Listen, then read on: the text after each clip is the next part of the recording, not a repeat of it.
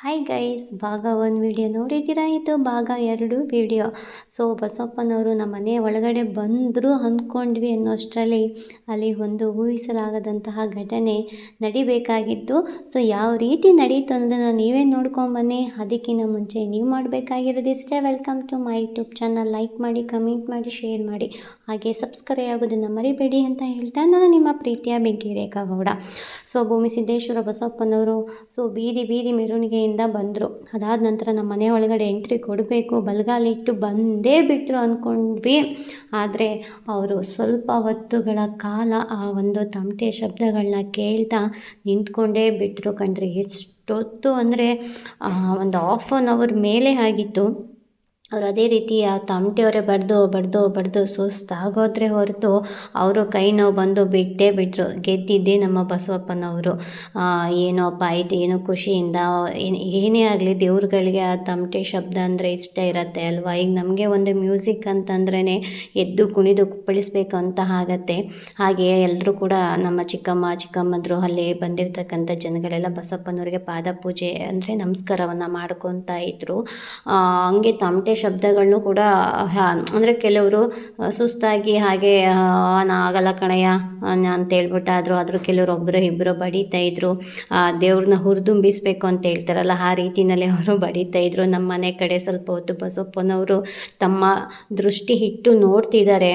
ಇದು ನೋಡಿದ ಮೇಲೆ ಮನೆ ಹತ್ರ ಹೋದರು. ಇನ್ನೇನೋ ಮನೆ ಒಳಗಡೆ ಬಂದೇ ಬಿಟ್ಟರು ಅನ್ನೋಷ್ಟು ಕ್ಯೂರಿಯಾಸಿಟಿ, ಕುತೂಹಲ, ಆ ಕಾತುರ ಇತ್ತಲ್ಲ. ನಿಜವಾಗ್ಲೂ ಎಕ್ಸ್ಪೆಕ್ಟೇಷನ್ ಮಾಡಿರಲಿಲ್ಲ ಕಣ್ರಿ ಈ ಥರ ಆಗತ್ತೆ ಅಂತ ಹೇಳ್ಬಿಟ್ಟು. ನನ್ನ ತಮ್ಮ ಒಂದು ಈಡ್ಗಾಯಿ ಹೊಡಿತಾನೆ ನೋಡ್ರಿ. ಇದಾದ ನಂತರ ಬಸಪ್ಪ ನಮ್ಮ ಮನೆಗೆ ಬಂದೇ ಇಲ್ಲ ಕಣ್ರಿ. ಓಡೋಕೆ ಸ್ಟಾರ್ಟ್ ಮಾಡ್ತಾನೆ. ಎಲ್ಲಿ ಅಂದರೆ ಎಲ್ಲ ಮೇ ಬಿ ನಮ್ಮ ಚಿಕ್ಕಪ್ಪರ ಮನೆಗೆ ಅಂದ್ಕೊಂಡೆ. ಅಲ್ಲಿ ಮುನೇಶ್ವರ ದೇವರಿದೆ, ಅಲ್ಲಿ ಸರ್ಪ ಎಲ್ಲ ಓಡಾಡ್ತಿರತ್ತೆ. ಅಲ್ಲಿಗೆ ನನ್ನ ತಮ್ಮಂಗೆ ಅಯ್ಯ ಬರ್ತಾರೆ, ಅಲ್ಲಿಗೆಲ್ಲ ಹೋಗ್ತಿರ್ಬೋದು ಮೇ ಬಿ ಅಂತ ನಾವೆಲ್ಲರೂ ಹಾಗೆ ಅಂದ್ಕೊಂಡಿದ್ವಿ. ಬಟ್ ಅಲ್ಲೂ ನಮ್ಮ ಚಿಕ್ಕಪ್ಪ ಮನೆಗೆ ಹೋಗಿಲ್ಲ. ಅವರು ಸೀದಾ ಹೋಗ್ತಿರೋದು ನಮ್ಮ ಬೆಟ್ಟಕ್ಕೆ ಹೋಗ್ತಿದ್ದಾನೆ. ನಿಜವಾಗ್ಲೂ ಇದು ಗರ್ಕಳ್ಳಿ ಗ್ರಾಮಕ್ಕೆ, ರಾಮನಗರ ಜಿಲ್ಲೆ ಚನ್ನಪಟ್ಟಣ ತಾಲೂಕು ಗರ್ಕಳ್ಳಿ ಗ್ರಾಮಕ್ಕೆ ಇದೇ ಪ್ರಪ್ರಥಮ ಬಾರಿಗೆ ಯಾರು ಊಹಿಸಲಾಗದಂತೆ ಇಂದು ನಡೆದಿಲ್ಲ, ಮುಂದೆ ನಡೆಯುತ್ತೆ ಇಲ್ವೋ ಅದು ನನಗೆ ಗೊತ್ತಿಲ್ಲ. ಸದ್ಯಕ್ಕೆ ಈಗ ನಡೆದಿದೆ.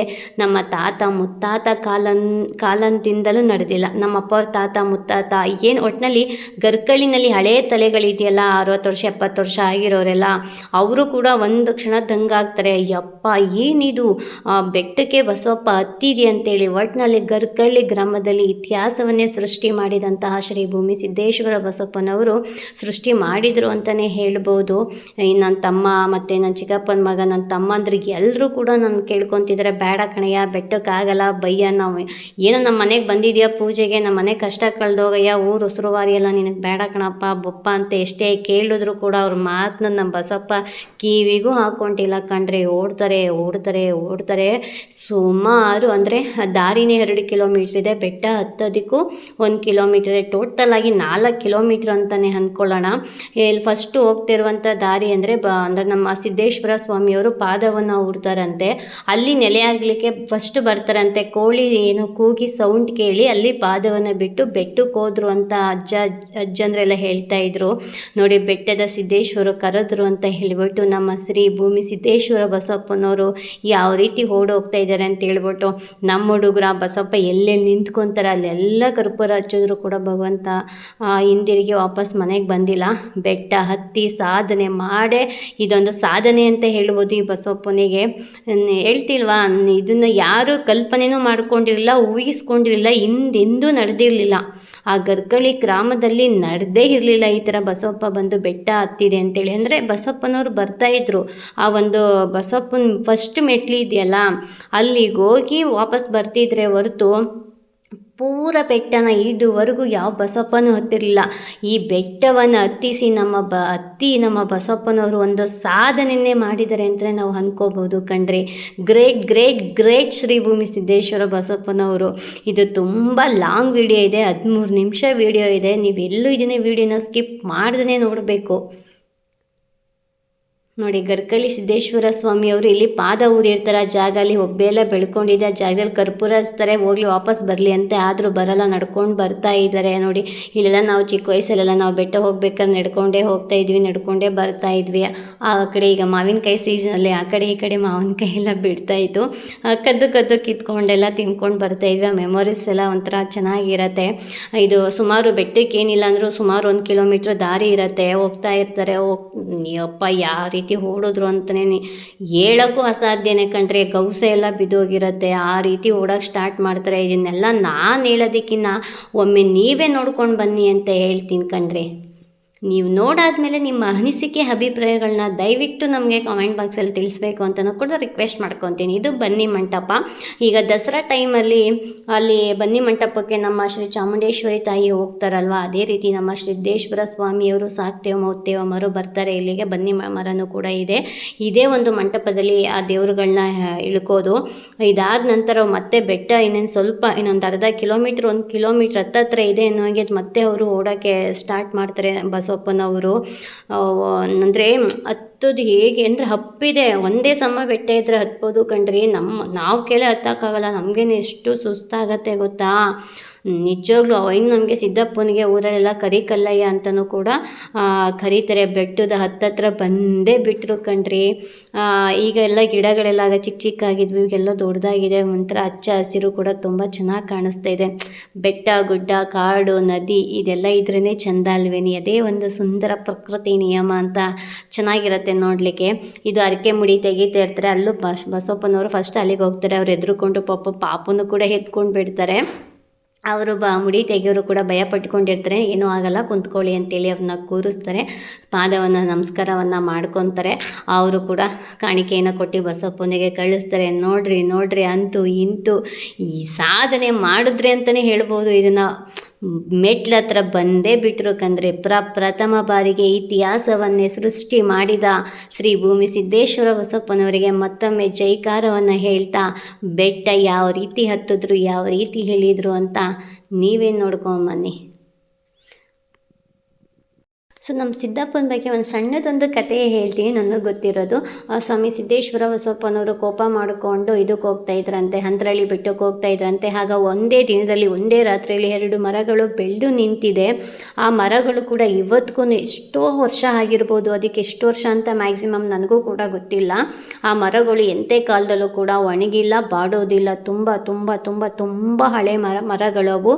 ಮತ್ತು ನಮ್ಮ ಸಿದ್ದೇಶ್ವರನ ಇದರಲ್ಲಿ ಇದೆಯಲ್ಲ ಬಂಡೆಕಲ್ಲು, ಒಂದೇ 1 ಇಂಚು ಪುಟ್ಟು ಉಗುರು ಅಂತ ಹೇಳ್ತಿರಲ್ಲ, ಆ ಒಂದು ಗಾತ್ರದಲ್ಲಿ ಅವರು ಕುಂತಿರೋದು. ಆ ಗೋಡೆನ ನಾವು ಕಟ್ಕೊಂಡಿರೋದು ಅಷ್ಟದಲ್ಲೇ ಕುಂತಿರೋದು.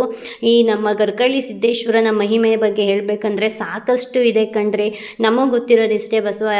ಅವನು ತುಂಬ ಅಂದರೆ ಅವನು ಒಡವೆ ವೈಡೂರ್ಯವನ್ನು ಅವನು ಇಷ್ಟಪಡಲ್ಲ. ಅವನ ಸ್ಥಳದಲ್ಲಿ ಯಾವಾಗಲೂ ಅನ್ನದಾನ ನಡೀತಾ ಇದ್ರೆ ಅವನು ಬಹಳ ಖುಷಿಯಾಗುತ್ತಂತೆ.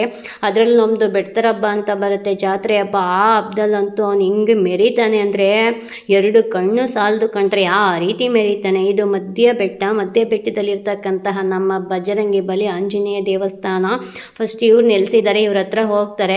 ಅವ್ರೇನು ಸೂಕ್ಷ್ಮ ಕೊಟ್ಟರೆ ಗೊತ್ತಿಲ್ಲ, ನನ್ನನ್ನು ನೋಡೋದಲ್ಲ ನೀನು ಇಂಪಾರ್ಟೆಂಟು, ಮೇಲಿದ್ದಾನೆ ಹೋಗಪ್ಪ ಕರಿಕಲ್ಲಯ್ಯ, ಅವನನ್ನು ನೋಡ್ಕೊಂಡು ಬಾ ಅಂತ ಹೇಳಿ ಆ ಭಗವಂತ ಅವರಿಗೆ ಸೂಕ್ಷ್ಮ ಕೊಟ್ಟ ಮೇಲೆ ಅವರು ಮೇಲ್ಗಡೆ ಬೆಟ್ಟವನ್ನು ಹತ್ತಿ ಹೋಗ್ತಾರೆ.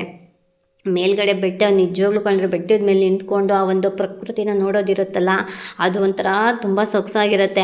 ಆ ಬಸಪ್ಪನಿಂದ ಅಂತೂ ಚಿಕ್ಕ ಹುಡುಗರು ಓಡ್ಕೊಂಡು ಆ ಗೊಳ್ಳು ಹಾಕ್ಕೊಂಡು ವಿಸಿಲ್ ಹಾಕ್ಕೊಂಡು ಬರ್ತಾರಲ್ಲ, ನಿಜವಾಗ್ಲೂ ಗ್ರೇಟ್.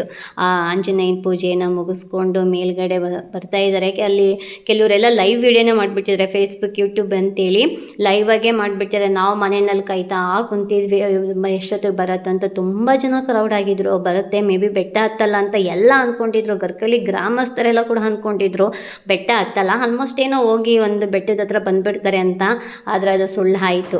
ನೋಡಿ ನಮ್ಮ ಸುಂದರವಾದ ಪ್ರಕೃತಿಯ ದೃಶ್ಯ ಎಷ್ಟು ಚೆನ್ನಾಗಿದೆ ಅಂತ ಹೇಳಿಬಿಟ್ಟು ಎಲ್ಲೋ ಆಕಾಶದ ಕೆಳಗಡೆ ನಾವೇ ಇದ್ದೀವಿ, ಪ್ರಕೃತಿಯ ಮಡಿಲಲ್ಲಿ ಇದ್ದೀವಿ ಅಂತಲೇ ಒಂದು ಫೀಲ್ ಆಗುತ್ತೆ ಅಲ್ವೇಂದ್ರಿ. ಸೊ ಅಂತೂ ಇಂತೂ ಬೆಟ್ಟವನ್ನು ಪೂರ್ತಿಯಾಗಿ ಎತ್ಬಿಟ್ರು. ಇನ್ನು ಕ್ಷಣಗಣನೆ ಮಾತ್ರ ಅಷ್ಟೇ ಆ ಒಂದು ಬೆಟ್ಟದ ಸಿದ್ದಪ್ಪನ ತಲುಪೋದಕ್ಕೆ. ಭೂಮಿ ಸಿದ್ದಪ್ಪನವರು ಕ್ಷಣಗಣನೆ ಇದೆ, ಬಂದೇ ಬಿಟ್ಟರು ಕಣ್ರಿ. ನೋಡಿ ಬೆಟ್ಟದ ಸಿದ್ದಪ್ಪನ ತಲುಪಿದ ಭೂಮಿ ಸಿದ್ದಪ್ಪ. ನಾನು ಹೇಳಿದ್ನೆಲ್ಲ ಬಂಡೆಕಲ್ಲು, ಇದೆ ಕಣ್ರಿ. ನಿಮ್ಗೆ ಈ ಕಡೆ ಅಲ್ಲ, ಈ ಕಡೆ ಇರೋದೆಲ್ಲ ರೈಟ್ ಸೈಡ್ ಅಲ್ಲ. ಸೊ ಲೆಫ್ಟ್ ಸೈಡಿಗೆ ಇರತ್ತಲ್ಲ, ಅದೊಂದು ಆ ಬಂಡೆನೇ ಒಂದು ಪುಟ್ಟ ಉಗುರು ಗಾತ್ರದಲ್ಲಿ ಕುಂತಿರೋದು. ಅದು ನಿಜವಾಗ್ಲೂ ನೆಕ್ಸ್ಟ್ ನಾನು ನಮ್ಮಮ್ಮ ಮನೆಗೆ ಹೋದಾಗ, ಬೆಟ್ಟಕ್ಕೆ ಅಂತ ಹೋದಾಗ ಅದೇ ವಿಡಿಯೋನ ನಿಮಗೆ ಮಾಡಿ ನಾನು ಅಪ್ಲೋಡ್ ಮಾಡಿಕೊಡ್ತೀನಿ. ಇದೇ ಬಂಡೆ ಕಣ್ರಿ, ಕಿಂಚು ಒಂದು ಸಾಸಿವೆ ಕಾಳಲ್ಲಿ ಒಂದು ಕಾಲು ಭಾಗದಷ್ಟು ಕುಂತಿರೋದು. ಈ ಗೋಡೆ ಎಲ್ಲ ಸುಮ್ಮನೆ ನಾವಷ್ಟೇ ಕಟ್ಟಡ ಮಾಡ್ಕೊಂಡಿರೋದು, ಆ ಭಗವಂತನ ಹಾಗೆ ಬಿಡಬಾರ್ದು ಅಂತೇಳಿ.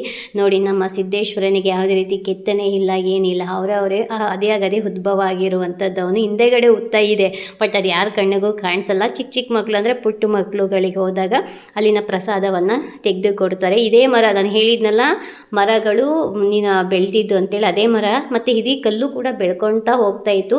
ಈ ಕಲ್ಲನ್ನು ತಡೆಯೋದಕ್ಕೇ ಈ ಮರಗಳು ಉಟ್ಕೊಂಡಿರೋದು. ಇಲ್ಲಿ ಮೇಲ್ಗಡೆ ಕೊಂಡ ಆಗತ್ತೆ. ಇಲ್ಲಿ ಇವಾಗ ಯಾರಾದರೂ ಅಲ್ಲಿ ಭಕ್ತಾದಿಗಳು ತುಂಬ ದೂರದಿಂದ ಬರ್ತಾರಲ್ಲ, ಅಲ್ಲಿ ತಂಗಕ್ಕೆ ಅಂತ ಹೇಳಿಬಿಟ್ಟು ಆ ಒಂದು ಸೀಟ್ ಮನೇನ ಹಾಕಿದ್ದಾರೆ. ಇದೆಲ್ಲ ನಮ್ಮ ತೋಟ ಮಧ್ಯದಲ್ಲೂ ನಮ್ಮದು ಮಾವಿನ ತೋಟ ಇದೆ. ನೋಡಿರಿ, ಬೆಟ್ಟದ ಮೇಲೆ ನಮ್ಮ ತೋಟ ಎಲ್ಲ ಎಷ್ಟು ಚೆನ್ನಾಗಿ ಕಾಣಿಸುತ್ತೆ ಅಂತ ನಾನು ಹೇಳಿ. ಇದೇ ಬಂಡೆ ನಿಜ ಎಲ್ಲೂ ಇಲ್ಲ ಕಂಡ್ರೆ, ಎಂಟೈರ್ ಪ್ರಪಂಚದಲ್ಲೇ ಇಲ್ಲವೇನೋ ಅನಿಸುತ್ತೆ. ನಮ್ಮ ಊರಿನ ಥರ, ನಮ್ಮ ಗರ್ಕಳ್ಳಿ ಸಿದ್ದೇಶ್ವರನ ಥರ ಬೆಟ್ಟ, ಆ ಒಂದು ಬಂಡೆ ಕಲ್ಲು ಕೂಡ ಇಲ್ಲ ಅಂತಲೇ ನಾನು ಅಂದ್ಕೊತೀನಿ. ಅಂತೂ ಇಂತೂ ಸಾಹಸ ಮಾಡಿ ನಮ್ಮ ಬಸವಪ್ಪ ನಮ್ಮ ಕರಿಕಲ್ಲಿನ ದರ್ಶನವನ್ನು ಮಾಡೇ ಬಿಟ್ಟರು ಕಣ್ರಿ. ಬೆಟ್ಟದ ಮೇಲೆ ತ್ರಿಶೂಲ, ಗರುಡಗಂಬ ಎಲ್ಲವೂ ಕೂಡ ಇರುತ್ತೆ. ಎಲ್ಲರ ಹತ್ರನೂ ಹೋಗಿ ಇವರು ಎಲ್ಲವನ್ನು ಸ್ಪರ್ಶನೆ ಮಾಡಿ ಎಲ್ಲರ ಆಶೀರ್ವಾದವನ್ನು ಪಡೆದು ಗರ್ಕಳ್ಳಿ ಬೆಟ್ಟದ ಒಡೆಯ ಶ್ರೀ ಸಿದ್ದೇಶ್ವರನ ಅಂದರೆ ಗರ್ಕಳ್ಳಿ ಬೆಟ್ಟದ ಸಿದ್ದೇಶ್ವರನ ಆಶೀರ್ವಾದ ಪಡೆದು ಅಲ್ಲಿ ಕೂಡ ಪೂಜೆ ಪುರಸ್ಕಾರಗಳನ್ನು ತಗೊಂಡು ಶ್ರೀ ಭೂಮಿ ಸಿದ್ದೇಶ್ವರ ಬಸವಪ್ಪನವರು ಮತ್ತೆ ಹಿಂದಿರುಗಿ ಬೆಟ್ಟವನ್ನು ಇಳಿತಾರೆ. ಸೊ ಬೆಟ್ಟ ಯಾವ ರೀತಿ ಇಳಿತಿದ್ದಾರೆ ಅಂತಂದರೆ ನೋಡೋದಕ್ಕೆ ಎರಡು ಕಣ್ಣು ಸಾಲದು, ಆ ರೀತಿ ಎಷ್ಟು ಚೆನ್ನಾಗಿ ಇಳ್ಕೊತಾ ಬರ್ತಾರೆ. ನಾವೇ ಸುಧಾರಿಸ್ಕೊಂಡು ಯಾವ ರೀತಿ ಇಳಿತೀವೋ ಶ್ರೀ ಭೂಮಿ ಸಿದ್ದೇಶ್ವರ ಬಸವಪ್ಪನವರು ಕೂಡ ಅದೇ ರೀತಿ ಸುಧಾರಿಸ್ಕೊತಾ ಇಳಿತಾ ಇದ್ರು. ಅಲ್ಲಿರ್ತಕ್ಕಂಥ ಹುಡುಗರುಗಳೆಲ್ಲ ಲೈವ್ ಆಗಿ ವಿಡಿಯೋ ಮಾಡಿಬಿಟ್ರು ಕಣ್ರಿ. ಫೇಸ್ಬುಕ್, ಯೂಟ್ಯೂಬ್ ಅಂತ ಹೇಳ್ಬಿಟ್ಟು, ಇನ್ಸ್ಟಾ ಅಂತೇಳಿ ಎಲ್ಲ ಕಡೆನೂ ಲೈವ್ ವಿಡಿಯೋನೇ ಮಾಡಿದ್ರು. ಒಂಥರ ಕ್ರೇಜ್ ಚೆನ್ನಾಗಿತ್ತು ಅಂತ ಹೇಳ್ಬೋದು. ಅಲ್ಲಿ ದೊಡ್ಡವ್ರಿಗಿನ್ನ ಚಿಕ್ಕ ಪುಟ್ಟ ಮಕ್ಕಳುಗಳೇ ತುಂಬ ಕ್ರೇಜ್ ಇರ್ತಿತ್ತು. ಯಾವ ರೀತಿ ಹುಮ್ಮಸ್ದಿಂದ ಮಕ್ಕಳು ಹತ್ತಿದ್ರು ಅಂದರೆ ವಾ ಗ್ರೇಟ್ ಅಂತಂದಬೇಕು. ನಿಜವಾಗ್ಲೂ ಈಗಲೂ ನಮಗೂ ಹತ್ತಕ್ಕಾಗಲ್ಲ, ಎಷ್ಟು ಸುಸ್ತು ಪಡ್ತೀವಿ ಗೊತ್ತಾ. ಅಂಥೇಳೆಲ್ಲ ಪುಟ್ಟ ಮಕ್ಕಳಿಗೆ ಯಾವುದೇ ರೀತಿ ದಣಿವೂ ಆಗಲಿಲ್ಲ, ಆಯಾಸನೂ ಆಗಲಿಲ್ಲ. ಆ ಬಸಪ್ಪನ ಜೊತೆನೇ ಸಮೇತವಾಗಿಯೇ ಬಸಪ್ಪ ಯಾವ ರೀತಿ ಹತ್ತಾರೆ ಆ ರೀತಿಯೇ ಕೂಡ ಅವರು ಹತ್ತಿದ್ರು. ಬೆಟ್ಟ ಇಳಿದ ಮೇಲೆ ಬೆಟ್ಟದ ಕೆಳಗಡೆ ಇದು ನವಗ್ರಹ ಮತ್ತು ವಿಘ್ನ ವಿನಾಯಕನ ಗಣೇಶನ ಟೆಂಪಲ್ನೂ ಕೂಡ ಮಾಡಿದರೆ, ಅಲ್ಲಿಗೆ ಹೋಗಿ ಅಲ್ಲೂ ಕೂಡ ನಮಸ್ಕಾರ ಮಾಡಿಕೊಂಡು ಕರ್ಪೂರವನ್ನು ಹಚ್ಚಿ ಹಿಂದಿರುಗಿ ಗರ್ಕಳ್ಳಿಗೆ ಮತ್ತೆ ಬರ್ತಾರೆ. ಆವಾಗ ನಮ್ಮ ಮನೆಗೆ ಬಂದ್ರಾ ಅಥವಾ ಏನು ಮಾಡಿದ್ರು ಅನ್ನೋ ವಿಡಿಯೋ 3ನೇ ಭಾಗದಲ್ಲಿ ಸಿಗತ್ತೆ. ಅಲ್ಲಿವರೆಗೂ ಕಾಯ್ತಾ ಇರಿ. ನಾನು ನಿಮ್ಮ ಪ್ರೀತಿಯ ಬೆಂಕಿ ರೇಖಾ ಗೌಡ.